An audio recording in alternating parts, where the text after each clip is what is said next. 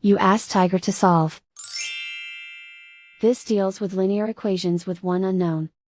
The final result is x equals 11/6. Let's solve it step by step. Simplify the expression. Find the lowest common denominator. Multiply the denominators. Multiply the numerators. Combine the fractions. Combine the numerators. Find the greatest common factor of the numerator and denominator. Factor out and cancel the greatest common factor. Group all constants on the right side of the equation. Add 7/12 to both sides. Combine the fractions.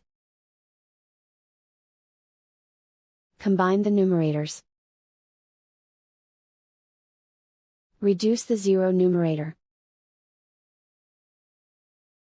Simplify the arithmetic.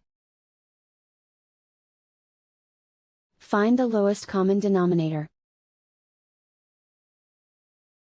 Multiply the denominators. Multiply the numerators. Combine the fractions. Combine the numerators.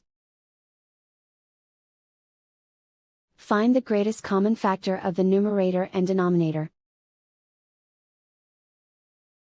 Factor out and cancel the greatest common factor. And so the final result is x equals 11/6.